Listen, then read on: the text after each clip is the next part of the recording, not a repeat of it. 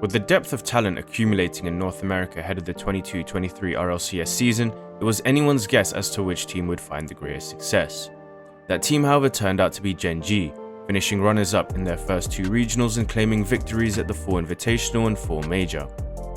Jack's team-oriented style of play and individual ability earned him the 4 Major MVP, silencing any critics with his performances on both ends of the field. Throughout the split, his impact on the offensive end predominantly came from his goal scoring. He was capable of scoring from extremely tough angles with powerful and precise finishes, but he was also an intelligent striker of the ball, shooting behind challenging defenders and shooting low into the corner when they attempted in and out saves. On this one, he creates a little separation between himself and the ball so he can hit it just after the bounce for additional power and height. Jack was Gen G's primary goal scorer throughout the full split and peaked in Regional 3 with 1.26 goals a game at a 31% conversion rate. Making use of aero while shooting helped him put up those numbers, leaning in with the corner of his car to direct it into the upper 90 here. The use of aero also provided him with more power and therefore more range, enabling him to convert from long distances. Gen G's offensive gameplay consisted of many passing plays. All 3 players found each other frequently with an array of passes, and Nolly in particular was a fantastic distributor of the ball, finding Jack with a beautiful drop-down pass that capped off their remarkable split. The 3 of them were so in sync they actually incorporated pre-jumps consistently. However, pre-jumping wasn't the most effective play regardless of how well they understood each other, with most of their attempts resulting largely unsuccessful. On the rare occasions that they did work, Gen G delivered some near unstoppable plays.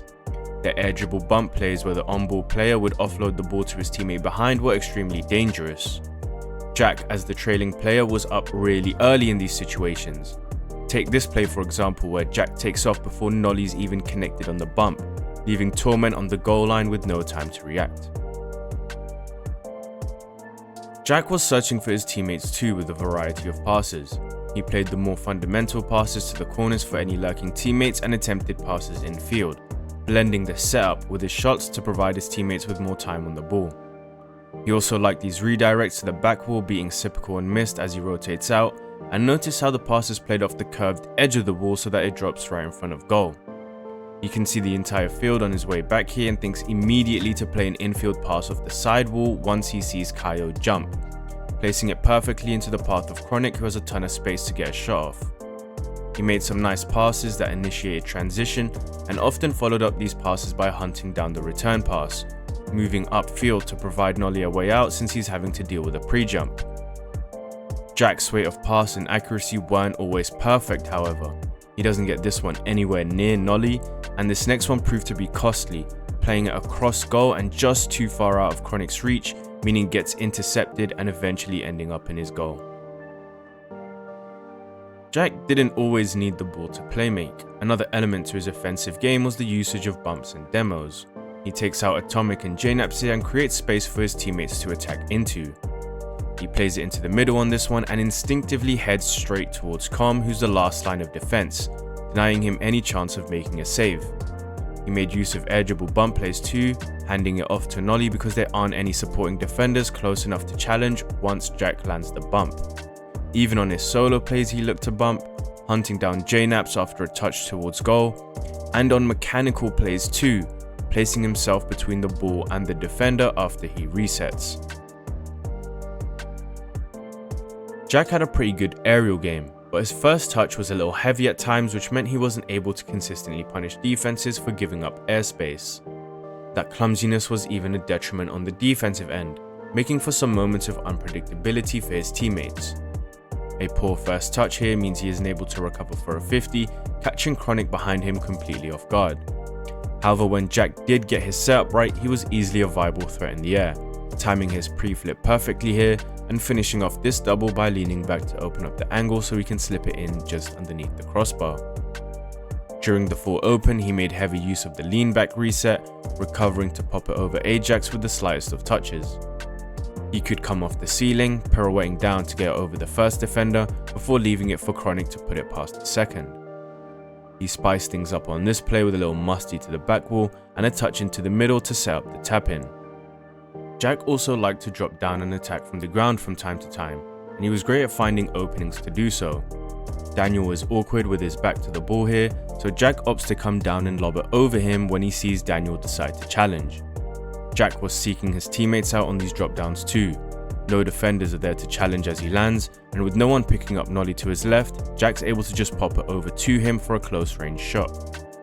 His challenges were extremely solid. He was consistent all over the field and prioritized keeping things simple and predictable for his teammates. He found his teammates pretty well with his 50s. He's low on boost after the kickoff and intelligently settles for a 50 in front of goal for a trailing Chronic to pick up the scraps. Here's another strong 50 where he avoids the bump and launches straight into a challenge from which Nolly is able to convert.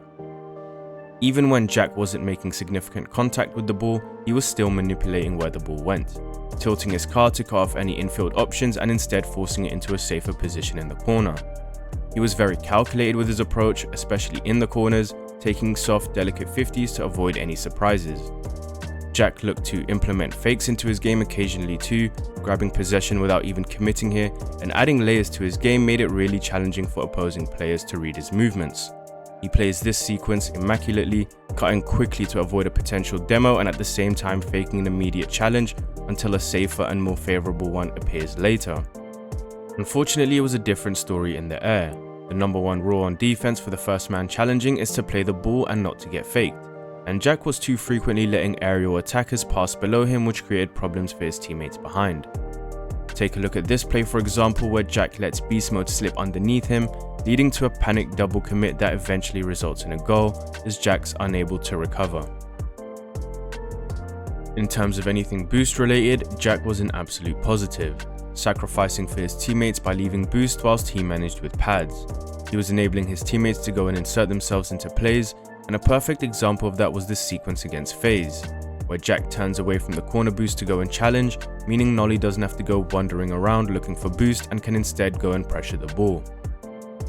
Jack dictates how play unfolds when he makes decisions like this.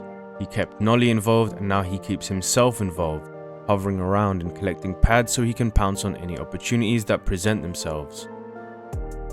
Jack was constantly engaged to the on-ball action.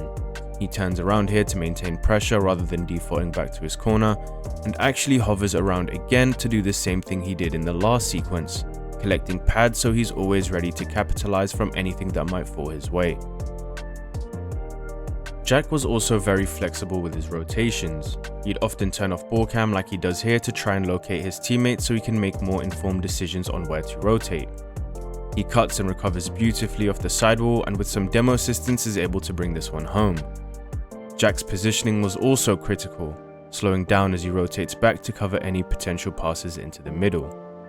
Similarly on this play, turning off ball cam to find Chronic at the far post, so he decides immediately to turn back around and contest any attempt at goal. Jack was also really aware of where his teammates were on the field. Nolly on the right side of the screen is flipping back to the corner, and so Jack beelines it into the middle to prevent anything dangerous. Gen G were extremely consistent because they were an incredibly well coordinated team. Take this defensive play for example, where Nolly dives to cover the goal, so Jack comes down to take up his position on the ground, whilst Chronic completes the domino by filling in for Jack on the back wall. They all supported each other really well during that full split, Jack getting up quick to this ball once he sees the air dribble bump play unfold, and he made some miracle saves too, avoiding a bump before leaping off the wall to deny beast mode. And I was getting ready for a kickoff here until he made this crazy save using a little air roll to direct the ball back out of goal. Bearing in mind the small inconsistencies in his game, Jack still undoubtedly displayed some of the best Rocket League we saw last season. He showed off his individual qualities with his aerial game, passing and finishing, and on the defensive end with his awareness for his teammates' positioning and also his composure, helping him to make some wonderful saves. Every decision Jack made was for the benefit of his team, giving up boost when he needed to, filling in gaps in rotation, or making sure to challenge with his teammates. He was constantly exercising the fundamentals of team play, and that aspect of his game in particular is what made him an integral piece to Gen G's success, and allowed them to produce a memorable full split.